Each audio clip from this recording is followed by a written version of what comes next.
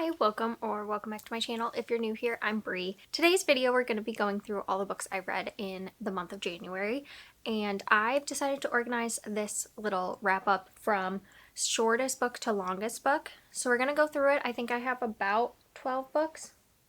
I have 13 books to talk to you about. I do have reading vlogs for a lot of these. Not every book I've read I have a reading vlog, but I will leave them linked in case you want to go check those out.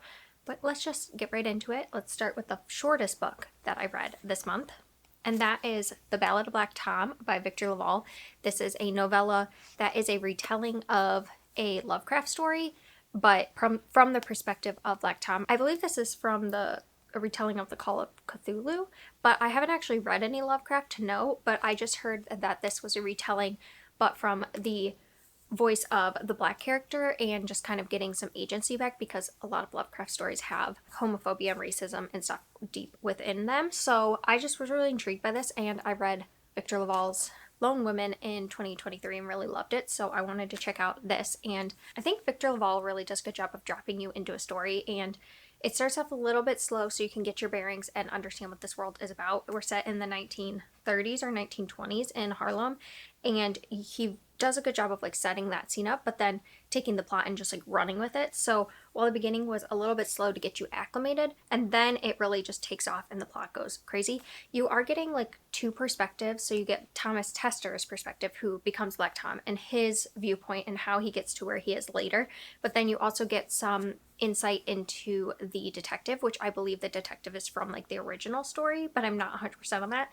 And I've just really liked the way this was written, and the pace of it was perfect for the novella length, and it was very like eerie, kind of like this creature horror mixed with real world commentary that I really like. So for me it worked really well, and I just like the way Victor LaValle writes. It's got a lot of atmosphere to it, which I found is also something I really like.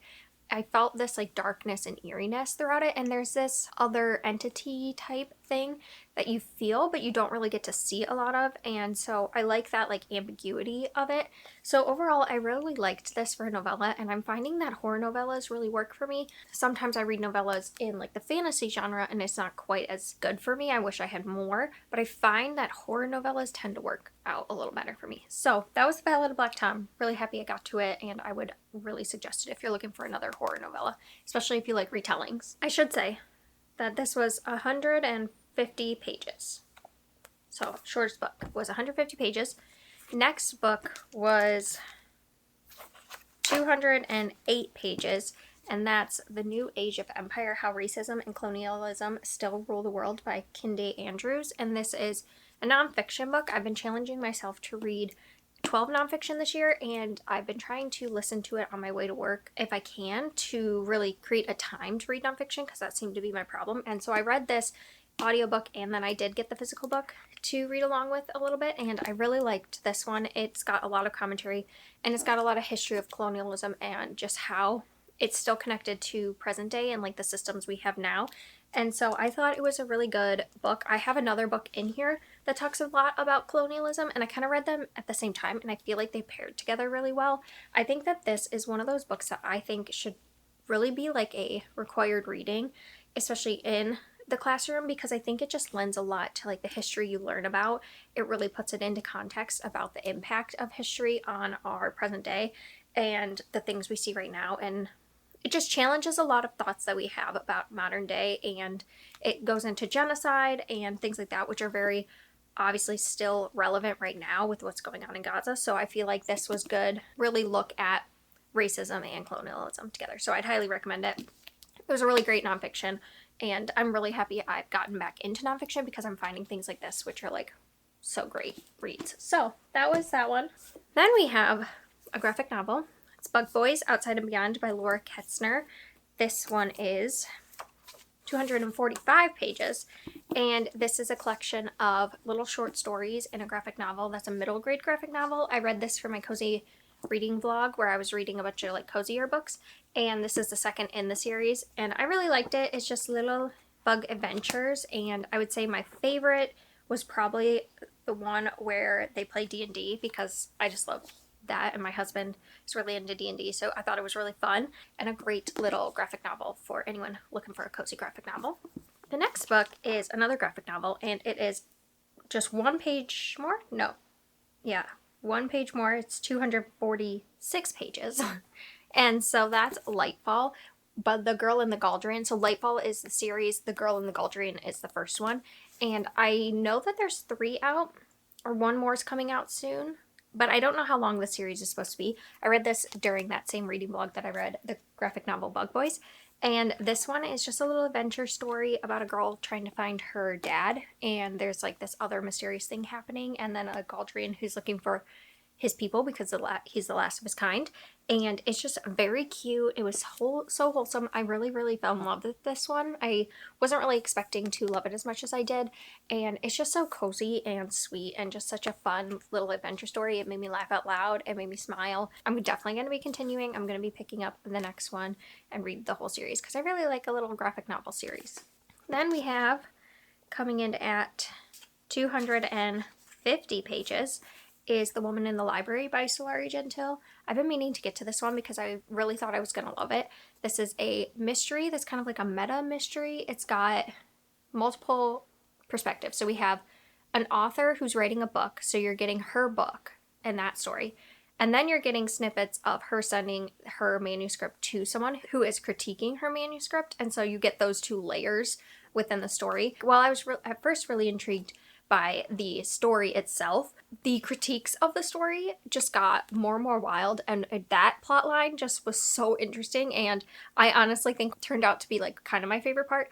I think I really like the meta-ness of it, the self-awareness that's coming from having the book critiqued, and it really makes you think about the mystery that's going on a little bit more, and it's like pointing out plot holes that could happen or just things. So it was really interesting to see like how the mystery would wrap up because you're getting so much behind the scenes of like what's going on in writing a book. So I think if you like something like Everyone in My Family Has Killed Someone that's a little more funny and is being very self-aware, I think you could like this. It was really fun. Overall, I enjoyed the mystery. I think in the end, there were some things that I just wasn't as intrigued by, but I think the whole setup for the book was so fun, and I definitely will read more from her because it looks like she has another book coming out, because in the back it says like don't miss after she wrote him. So I don't know if it's going to be like a same kind of thing where it is like that. Oh, it does say a meta fiction. So it does seem like that's going to be her thing, is to write these kind of books. So I would definitely continue. And I'm really happy I got to it. I did listen to it on audiobook, and I think that was really nice because you're getting like interjections of the narration, and usually it comes like at the end of the chapter, so it's not confusing to read, but in audiobook it just really worked. So if you like audiobooks, I do think this one was a good one to read. I had a fun time with it, and it was very unhinged at points, and I really liked it. Then we have 291 pages, and that is The Fellowship of Bakers and Magic by Jay Penner. This is a self-published book that I read for my cozy reading blog as well, and it's a cozy fantasy that's having to do with like the Great British Bake Show, but make it magical. And I really thought it was cute and cozy. It was a fun little quick read. I think it really delivered on the Great British Bake Show aspect of it. So if you're someone who's looking for that, I really do think it captured that. And I liked this addition of like little fairies coming down to cool your bakes off. So in that aspect, I did like it, but I did think that some of the things our main character goes through felt a little surface level. It didn't really have as much like character development as I wanted, and I found her friends to be actually more intriguing characters. And so I think in the next ones, because it's going to be a series, we're going to dive in maybe more to those characters' backgrounds. So I do think I would continue. So overall, it was good. It just wasn't my favorite. Then we have 306 pages, and I've just been itching to pick up another Sylvia Marina Garcia. So this is The Daughter of Dr. Moreau. This one was the one I was most intrigued on. I have still Gods of Jade and Shadow, which I think I'm going to really like, and then I have a couple more that I haven't picked up from her. But this one was one I had bought a while ago, and I just really wanted to get to it, so I finally read it. If I was ranking, it's probably right in the middle of the 5 books I've read, so it didn't quite beat out Mexican Gothic or The Beautiful Ones. Those are top tier, but I did really enjoy this. I think the writing and the vibes of it were very similar to those, which I really like, and a little bit more away from her noir style, which is something that I tend to not vibe with. So her noir books don't really go for me. So this was more of historical and like science-y, so it really lended itself to like her beautiful kind of lush writing, and that I really appreciated about it. This is a retelling of The Island of Dr. Moreau by H.G. Wells, and in this we're getting Carlotta's perspective, which is the daughter of Dr. Moreau. I don't know if that's in the original story. I haven't read the original story, but this, we're following her as she's growing up, and she just learns more about what's going on, and you see these hybrids that are human mixed with animal that her father's worked on, and some of her father's benefactors come to the island, and just things start going from there. There's a bit of a romance in here, but I really feel like, I thought by the way people talked about it, that there was going to be more romance than there is. It's just a little bit of a messy like dynamic, but I really liked it. I think, again, not my favorite, but I don't think it was bad. I would say maybe like 4 stars, 3.5, 3.75 if I was rating it. I don't usually read books now, so I don't know, I'm trying to. We got to see Carlotta like kind of go from like a naive young woman into her adulthood and into having to learn about the world around her, and I thought that was really compelling. I just wish that we got a little more in depth with it. I wish that some of the plot points would have been a little stronger to really show her like having to come to terms with a lot of things that she learns throughout the book. One thing I've noticed from Sylvia Marin Garcia, she can really write a villain, and in this one I just think she didn't quite get to that villain status that I know from her, and so for that it kept me a little bit at a distance. Like, I really wanted to fall in love with the characters and really hate the villain, and I just was like a little bit more withdrawn in this one, and I can see why people either love it or hate it, and I just feel kind of in the middle about it. So that's The Daughter of Dr. Moreau. Then we have an anticipated release, and it comes in at 318 pages, and that is The Witch Would Not by Olivia Atwater. She wrote Half a Soul, which is like one of my favorite books of all time, and this one is a continuation of that series. So that series ended, and now this is a new series like years later. So that one's called the Regency fairy tales. These are Victorian fairy tales. So you really need to read that series before you read this one, because a lot is given away of the first series. But it's a Victorian Gothic mystery romance. I would say it's more heavy on the mystery in my perspective, but we're following a young woman who goes to this manor, who has a lot of people in town and in the manor go missing, and she's hired on by the lady of the house to look after the son of the governess's son. That was a complicated way of saying it. Her grandson. She's hired to look after the grandson. She is also hired on for some more stuff that you start to figure out, and it's got this like eerie vibe. There is content warnings for sexual assault, and I do feel like that this is darker than the rest of her stories. Like, Half Soul was very heartwarming and cozy, and while there was some darkness, I just feel like overall it felt really warm and cozy. This definitely feels darker. It's got that gothic feel for sure, but I really did enjoy it, and I really did enjoy the way she portrays everything that goes down in here. I think it was just handled with care, in my opinion. But that is The Witch Would Not. I have more thoughts on my reading vlog if you want to check it out, but I really did enjoy this, and I would highly recommend any Olivia Atwater. She's definitely an auto-buy author for me. Next we have 336 pages, and that is A Perilous Undertaking by Deanna Rayborn. This is the second in the Veronica Speedwell series. I read this in my vlog where I was trying to read books that I had previously unhauled. This is part of a series where there's Veronica and Stoker, and they both kind of team up and start to solve mysteries. And the first one is Veronica's unraveled in a mystery where she's on the run, and her and Stoker have to figure out what's going on and why she has to be on the run, why these people are after her. And this one is much more mystery based, where they're solving a certain case, and I think this one ended up growing on me more than the other ones. This had much more of their dynamic starting to evolve, and I did start to really appreciate Stoker and Veronica's back and forth, because they bicker with each other, but you can tell like they both like that bickering. And I thought the mystery was interesting and well crafted. I just think some of the things that hold me back from loving it is just how Veronica views other women. I found that in my historical mysteries, I really like when you have like a found family group and you have like other women that are supporting each other and stuff, and that's what really has come out of my favorite historical mysteries, and this just doesn't have that, and it just kind of bugs me a little bit. But that being said, I think the characters grew on me, and I think I will continue the series, and it's growing on me as the time goes on. So let's hope the more I read in the series, the more that I will enjoy it. Next, we've got 300 and 95 pages. And this is wrapping up a trilogy, and that's Grave Importance by Vivian Shaw. This is an urban fantasy type story that's about this doctor, Greta Helsing, who's descended from Helsings, and she helps to be a doctor to like magical creatures, and she tends to get wrapped up in mysteries, and this one is having to do with building off of the last two, but she's helping mummies in a like mummy rehabilitation facility, like spa type thing, and some stuff starts going down with the mummies, and then she starts to see how it's linked to like this bigger picture that's going on.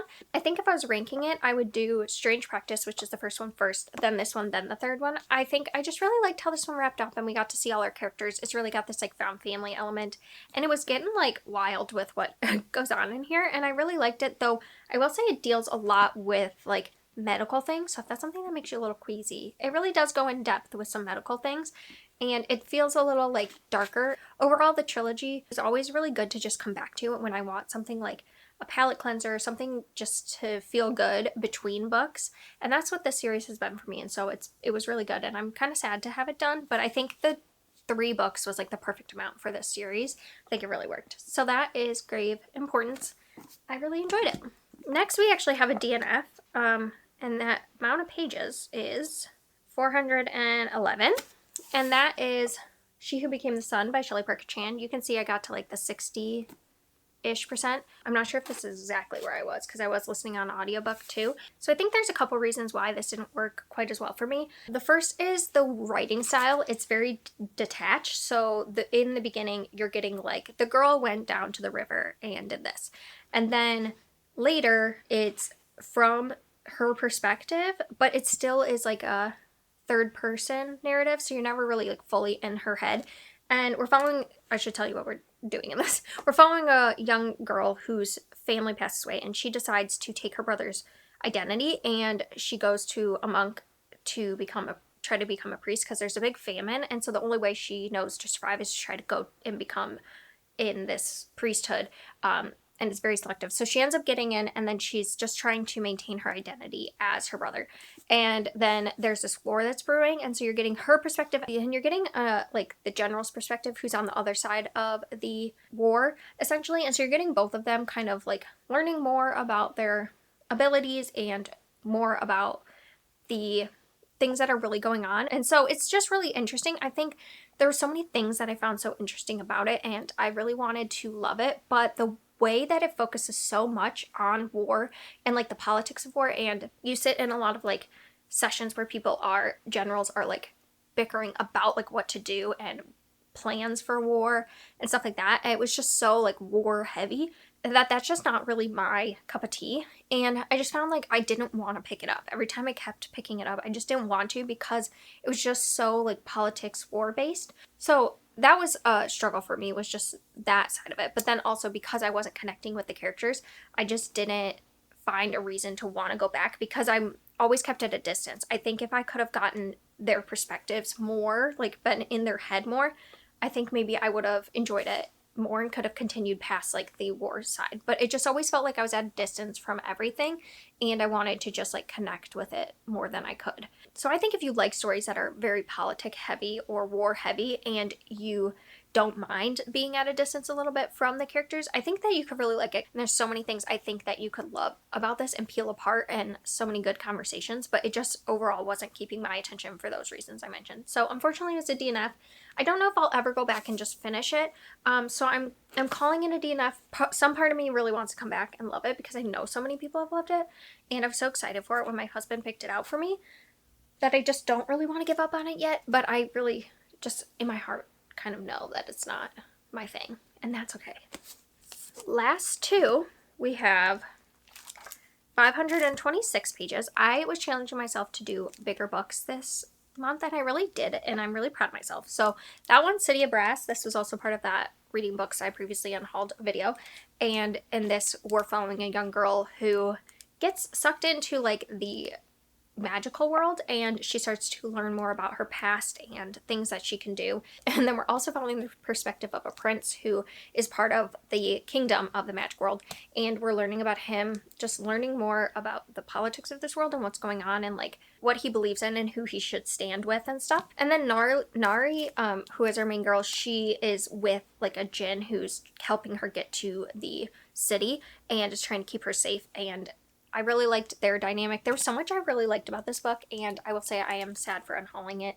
I thought it was really good, and I ended up actually buying the trilogy again because I just really want to read it. I think this is going to be a favorite series this year. It just has all the things I love in it. It's got good character work. I've really loved the characters, especially Nari, but everyone's like a complicated character. They have many sides to them, and I really appreciate that. And I found the world so interesting and the magic so interesting. There's just like so many things at play that I'm just so interested to see how it's going to play out.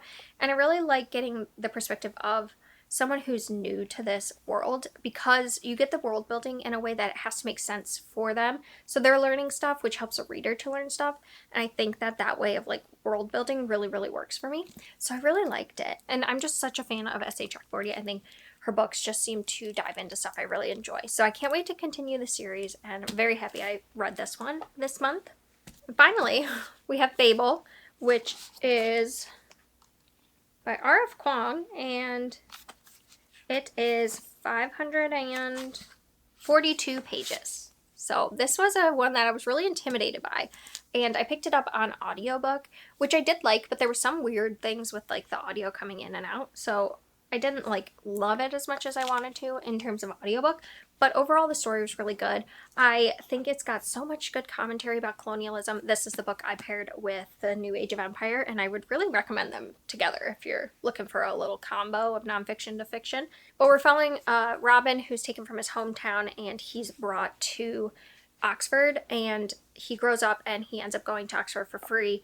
And he works in this like translator facility that helps to facilitate all the silver which is used to like rule the world and with magic and stuff. And he slowly starts to just realize more and more what he is signing up for and what he's actually helping. And I think the interesting thing is I really kind of thought I knew where a lot of this was going, but then halfway through the book it takes a turn and there's a big event that happens that I think really changed like the course of the story in a lot of ways. Like in the end, it is kind of the story you expect from the commentary it's giving on colonialism, and I think that commentary is so good, it's so well crafted. But I was still surprised by like how the plot actually got from beginning to end. While we're only following Robin, I do feel like we get to see like everyone's background and how they view the world and how it's so much shaped by racism and colonialism, and yeah, just the effects on that. So highly recommend. I don't think I need to like say more, but like it's a favorite for a reason. I think this one is properly hyped and it's a great one, even though it is so big. I really liked it. It's the kind of historical fantasy I like. It's got real world commentary with magic, though I will say the magic's a little bit lighter. So if you're someone who wants to like bridge that gap between like historical or like mystery or whatever, and you don't read a ton of fantasy, I think this one is actually a good one because it's very light on the fantasy. It feels more like a historical fiction in a lot of ways. So I think in that case, it might be a good one for non-fantasy readers. So yeah, highly recommend. It was like a 4.5 star for me, not quite 5, but it was really good. Oh, there you go. There are all the books I read in January. I felt like I was in a slump at the beginning of the month, but turns out I did a pretty good job. And I got to get to a lot of books I was really excited about. So that's what I'm really happy about. So I found some new gems, and then I've also got to get to authors that I really loved. And so I'm really happy about that. I hope you had a great reading month, and I hope you're having a great start to 2024. Yeah, so thank you for watching again, and I will see you next time.